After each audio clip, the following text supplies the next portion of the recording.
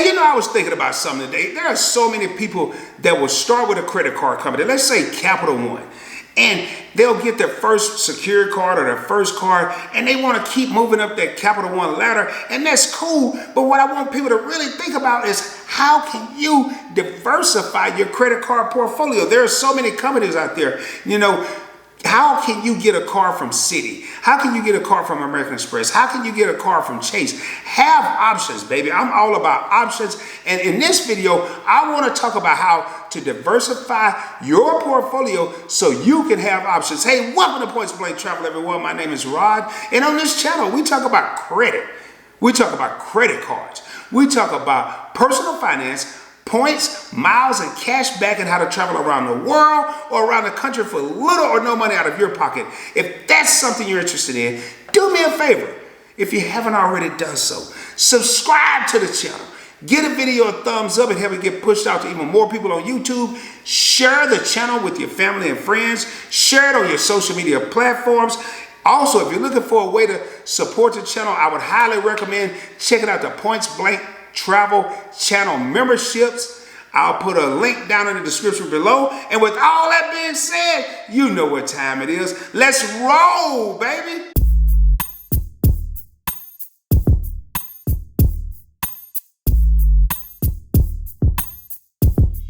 And one of the things that I want to talk about in this video is how people get so caught up once they get approved for a credit card. And I'm going to start out with Capital One. I'm just going to start with Capital One because a lot of people start with Capital One. But when I say they get so caught up is they'll get approved for a Capital One. Let's say a secured card. In this scenario, I'm not going to use a secured card. I'm going to start with a Capital One Platinum card, which I actually have right here. I actually started with this card. And one thing you'll notice about me, a lot of the examples that I give are examples that I've actually gone through. And people will get the Capital One Platinum card. And it's so funny. I actually still have a $750 credit limit with that card. I started out with a $500 credit limit. They increased it to $750, and it's been there ever since. And I have an extensive portfolio of credit cards. I have 27 credit cards in my arsenal.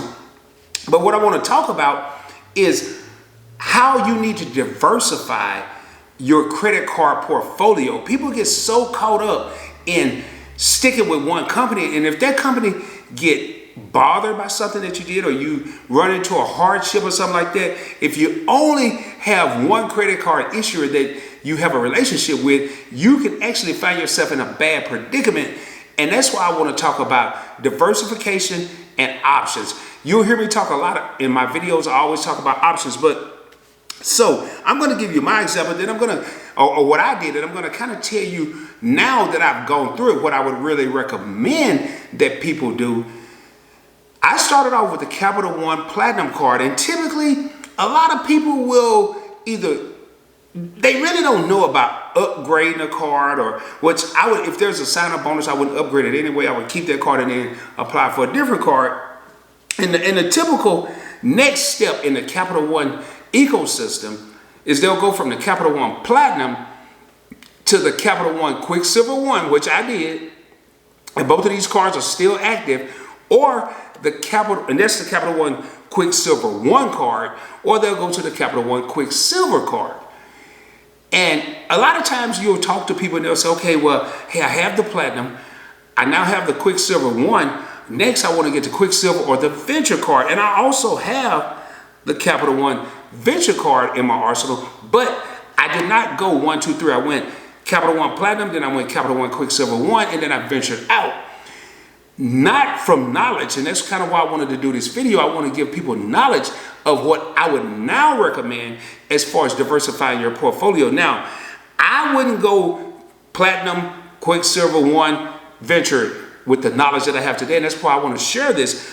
If I had to choose one or two companies, and I'm just going to use Chase as an example because I think a lot of people recommend that you get Chase cards first.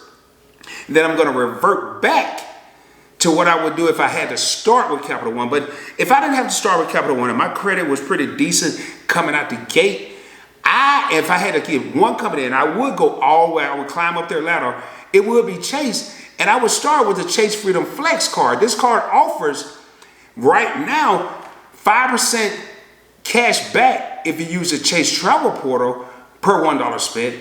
You also get 3% cash back per $1 spent at restaurants, also 3% per $1 spent at drugstores, and you also get rotating categories that are 5% cash back each quarter. So you give yourself plenty of room, and that card has no annual fee. No annual fee. Second, if I was going to roll with one ecosystem and it was just Chase next, and again, this is just my opinion. I'm not saying you're going to do exactly what I'm doing, but this is just my opinion. Next, I would look at the Chase Sapphire Preferred card. This card has a $95 annual fee, but what it will allow you to do is transfer the Ultimate Reward points. Even though on the Freedom Flex card, it's going to be considered Ultimate Reward points, it's only for cash back if you only have that card. But once you get the Chase Sapphire Preferred card, add it to your arsenal, you can now transfer your Ultimate Reward points from the Freedom Flex card over to the Sapphire Preferred card and use it with transfer partners and transfer it to different airlines, different hotels. I personally like to use mine with the World of Hyatt. I love the World of Hyatt. I think you get extreme value with that. Also, now I mentioned the 3 types of grocery stores. I'm thinking that Chase may do an upgrade to the Sapphire cards, the Sapphire Preferred and the Sapphire Reserve, which I'm not talking about the Sapphire Reserve in this video.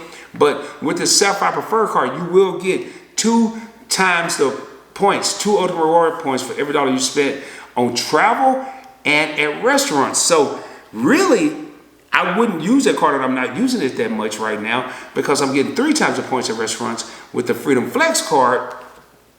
But if I had to travel, I can transfer those points to my Chase Sapphire Preferred card and then use that to either use the Chase Travel Portal or transfer to transfer partners. Notice I have diversification here. And also I'm still talking about if I can only use one ecosystem. Third, if I was only using Chase, no Capital One, only using Chase, the third card on the list would be the Chase Freedom Unlimited card. This is what I would choose. I also get 3 times the points at restaurants, 3 times the points at drugstores, and 1.5% cash back or 1.5 times the points on every other purchase. Notice I start talking about points because I'm going to look at them as points now that I have the Chase Sapphire Preferred card. But going back, and I'm going to revert back, and I hope I don't lose anyone in this video because I want to kind of go backwards. If I was that individual right now and I didn't have any credit and I applied for the Capital One Platinum card and I was approved, after 6 months, 9 months, I would not get the Quicksilver card. If I know what I know now, if I knew it back then, I wouldn't get the Quicksilver One card. I would have given myself 6 to 9 months, establish some credit, then I would hop over and apply for the Chase Freedom Flex card.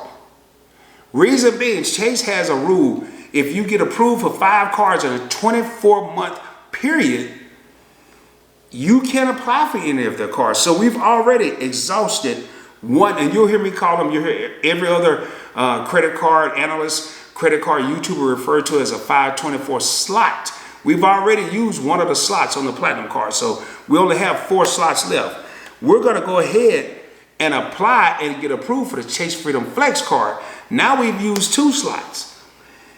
Probably after about 6 good months with Chase, and then notice this is, I'm stretching it out. If you want to do it in 3 months, that's up to you. I like to kind of stretch it out 4 to 6 months.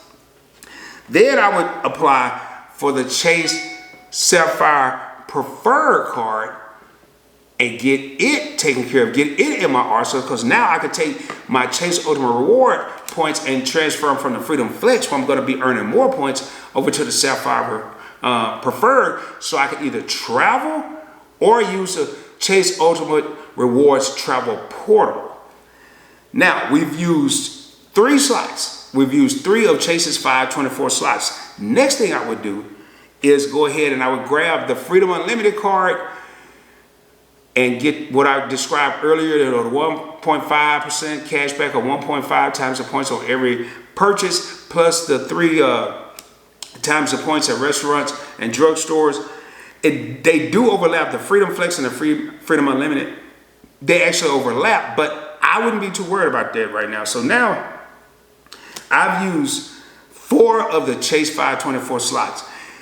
I could get a card, and I do have it in my arsenal. If I had to get another Chase card and I don't have it here with me, I would get, actually I do, but I'm not gonna worry about that right now. I would go ahead and get probably the World of High card. But what I would really look at with diversifying my portfolio is I would either look at the American Express Blue Cash Everyday card, which gives you 3% cash back for every dollar spent at grocery stores, 2% cash back for every dollar spent at gas stations. Now, if I didn't want cash back and I wanted points, I would probably look at the American Express Everyday card. This is the Everyday Preferred card, which is the big brother to the Everyday card, but I would look at that. The only thing about that is a little tricky. You have to make 20 transactions per month to get a 20% bonus with the American Express Everyday card. But even with the Everyday Preferred card, I didn't even use it as much as I used to. I had to make 30 transactions in a billing cycle to get 50% bonus. But I was getting 3 times the points at grocery stores. If I made 30 transactions, multiply that time 50%, I was getting 4.5 times the points. Gas stations, I was getting 2 times the points. Multiply that times 50%, it becomes 3 times the points for every dollar spent. And on all of the purchases, I was getting 1 membership reward point for every dollar spent. 50% bonus, I'm getting 1.5 times the points for every dollar spent. Once, if you noticed, with this whole lineup, I would get one of those 2. And right now, with everything going on right now, I would go ahead and I would do a recap real quick, because I've gotten my 5 cards. I can't even think about touching Chase right now since I've gotten the 5 cards. First on the list was the Platinum card. This is the card that got me started. The Capital One Platinum card. I wouldn't worry about the Quicksilver 1 or the Quicksilver card after that. The next card I would get is the Chase Freedom Flex card. No annual fee. I would make this my 2nd card. I'm at 224 right now. 2 cards approved. Chase has a 5 card max in a 24-month period, and you can't get any more of their cards. The 3rd card I would add is the Chase Sapphire Preferred card. We're up to 3. That does have a $95 annual fee. Then I would look at the Chase Freedom Unlimited card, no annual fee. We're up to 4. And then the 5th card I would add, if it was me, just my opinion, not really giving advice, I'm just telling you how I would do it. I would add the American Express Blue Cash Everyday card, no annual fee. I'm at my Chase 524. Then I would probably diversify. In a normal situation, I'm not necessarily saying right now, but in a normal situation, I would look at a card, probably a co-branded card. I would probably look at a hotel card and an airline card. And my choice would probably be the World of Hyatt or the Hilton. This is the Hilton Surpass, but I would probably look at the Hilton regular card, the Hilton Honors card that doesn't have an annual fee. So now I have a hotel card earning points. Again, instead of putting all my eggs in one basket with Capital One or American Express or Chase, I would put all my eggs in one basket. And I kind of explained that. I'm now diversifying, but American Express will transfer to Hilton, or your points can transfer to Hilton. But in this case, with an airline, if you do have Chase Ultimate Reward points, you can't transfer to United or Southwest. But let's just say Rod is in DFW. I'm in Dallas-Fort Worth. I really don't get a benefit. I can't get a benefit out of flying Southwest. I'm just not a fan of Southwest. I like them, but they're not my first choice. United, definitely not on the radar in the DFW area, Dallas-Fort Worth area. So I would probably pick up either the no annual fee American Airlines Mile Up card, or in my case, the American Express City Advantage Platinum Select MasterCard. $95 annual fee, but I have an airline card, I have a hotel card, I have transferable points in the Chase Ultimate Rewards, I have American Express Cashback card, and I have the card that I started with, which was the Capital One card. You know, this is just my recommendation. And I kind of wanted to do this video. And one thing, before I even get into that, one thing I wanted everybody to think about, or want everybody to think about in case you didn't know, American Airlines doesn't have a transfer partner. United has Chase, Southwest has Chase, American Express has Delta. American Airlines in my hub city does not have a transfer partner, hence why I got the American Airlines card. One of the reasons I wanted to do this video is I wanted to hear, how do you diversify your cards? If you're a seasoned veteran or you're in the mid-game stage and you kind of know what you're doing, you're not just starting out with credit cards, you're in the mid-game situation, and this is what you're doing, I want to hear about it. If you're in the beginning stages and have questions on which card you should get next or which card you're thinking about, do me a favor, post it in the comments below. I'd love to hear about it. Again, if you haven't already done so, do me a favor, subscribe to the channel. Give a video a thumbs up, it really helps it get pushed out on YouTube. Share the channel, share Points Blank Travel with your family and friends. Share it on your social media platforms. Again, if you're interested in seeing some exclusive content, I would highly suggest looking at the Points Blank Travel channel membership. I'll put a link down in the description.